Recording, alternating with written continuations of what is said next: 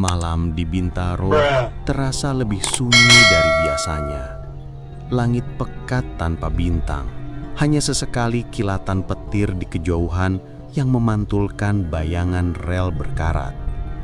Di antara rimbunan semak dan pepohonan liar, terbentang jalur kereta tua, sisa peninggalan dari masa yang sudah lama lewat.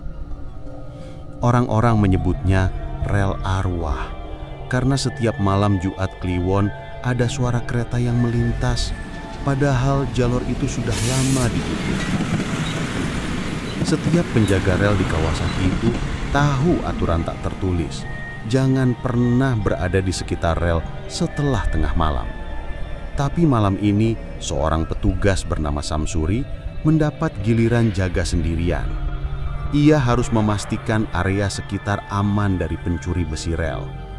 Meski sudah lama bekerja di sana, malam itu terasa berbeda. Udara lebih dingin, angin lebih tajam, dan suara hutan di sekitarnya seolah berbisik pelan. Langkahnya berat saat melintasi rel yang dingin. Lampu senternya menyorot tanah lembab, menyingkap bekas roda lama dan tumpukan karat yang menempel seperti luka. Bau besi dan tanah basah bercampur dengan aroma aneh, seperti asap besi terbakar yang sudah lama hilang. Di kejauhan, terdengar suara gemuruh samar. Awalnya pelan, seperti bisikan angin yang membawa gema dari masa lalu. Lalu semakin jelas, seperti suara roda besi yang beradu dengan rel. Samsuri menoleh cepat. Jalur itu kosong, namun getaran halus terasa di ujung kakinya, seolah kereta benar-benar sedang melintas di bawah tanah. Ia menenangkan diri, mengira itu halusinasi. Tapi suara itu tidak berhenti. Peluit panjang menggema di udara malam, menusuk sunyi dengan nada melengking yang terdengar tua, usang, seperti berasal dari masa lalu. Lampu senter di tangannya bergetar. Cahaya itu menari di antara kabut tipis yang tiba-tiba muncul dari arah utara rel. Kabut itu bergerak perlahan, meluas, dan di dalamnya mulai tampak siluet cahaya lampu kereta tua. Redup, berwarna kekuningan. Suara roda semakin jelas disertai decitan panjang yang membuat bulu kuduk berdiri. Samsuri terpaku. Kereta itu datang, tapi tidak menyentuh tanah. Ia melayang beberapa sentimeter di atas rel dengan bentuk lokomotif kuno yang sudah tidak digunakan lagi sejak puluhan tahun lalu. Dindingnya berkarat, jendelanya pecah, dan di dalamnya tampak sosok-sosok samar berdiri diam. Ketika kereta itu berhenti di hadapannya, kabut menjadi semakin tebal. Udara berubah dingin menggigit, dan aroma darah bercampur asap besi memenuhi udara. Pintu kereta terbuka perlahan tanpa suara. Di dalamnya, satu persatu penumpang turun. Tubuh-tubuh mereka berlumur darah, pakaian robek, beberapa membawa koper rusak, dan wajah mereka kosong.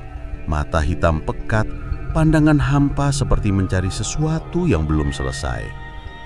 Samsuri mundur pelan, jantungnya berdetak cepat.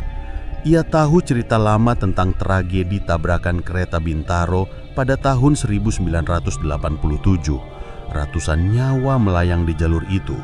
Tubuh-tubuh terjepit besi, sebagian tak pernah ditemukan utuh. Warga sekitar percaya arwah mereka belum pergi, dan malam itu mereka kembali. Langkah-langkah berat terdengar dari segala arah. Suara sepatu, seretan besi, dan tangisan pelan yang bergema di antara rel. Dari balik kabut muncul sosok perempuan membawa bayi. Wajahnya rusak, matanya kosong, tapi tangannya mengayun lembut seolah menidurkan sesuatu. Saat mendekat, Samsuri melihat bahwa bayi itu bukan bayi, melainkan potongan kain berlumur darah. Di sisi lain, seorang pria tanpa kepala berjalan sambil memegang koper. Darah menetes dari lehernya menodai tanah yang basah. Sosok lain berdiri diam di belakangnya, semuanya menghadap ke arah Samsuri. Tidak ada suara manusia, hanya deru napas berat dan desir angin yang semakin kencang. Tiba-tiba, tanah di bawah kakinya bergetar keras. Dari kejauhan, suara kereta lain terdengar, lebih cepat, lebih keras. Ia menoleh dan melihat cahaya putih menyilaukan datang dari arah selatan rel. Dua kereta hantu itu kini saling berhadapan, melaju ke arah yang sama seperti tragedi bertahun-tahun lalu. Benturan keras mengguncang udara, disertai jeritan panjang dan aroma besi terbakar kembali mengisi malam itu, persis seperti malam tragedi Bintaro dulu. Ketika semuanya mereda, hanya kabut dan keheningan yang tersisa. Ia membuka mata perlahan, rel di depannya kosong, tapi tubuhnya berat. Ia menatap ke bawah, kakinya berdarah, tubuhnya kaku, dan di sekitarnya tanah berubah menjadi lumpur hitam. Ia berusaha berdiri tapi tidak bisa. Dalam pantulan besi rel yang berkarat, ia melihat sesuatu yang membuatnya membeku. Wajahnya sudah berubah pucat dengan mata hitam kosong seperti para arwah tadi. Malam itu warga sekitar mendengar suara kereta tua melintas sekitar pukul 2 pagi. Suara peluitnya panjang, diikuti aroma besi terbakar dan jeritan samar dari kejauhan. Ketika pagi datang, rel itu tampak biasa saja, kecuali satu hal. Di ujung rel ditemukan topi petugas dan senter yang masih menyala. Dan sejak malam itu, orang-orang yang melewati kawasan Bintaro sering melihat siluet pria berseragam penjaga rel berdiri diam di samping lintasan setiap tengah malam. Kadang ia menyalakan senter ke arah kereta yang tak pernah datang, kadang ia hanya menatap kosong ke arah kabut. Beberapa warga yang nekat lewat setelah jam 2 dini hari mengaku mendengar langkah berat mengikuti mereka di sepanjang rel dan bau besi terbakar yang tak kunjung hilang. Mereka tahu itu bukan manusia. Itu penjaga baru rel arwah Bintaro yang kini menjadi bagian dari mereka yang tak pernah benar-benar pergi.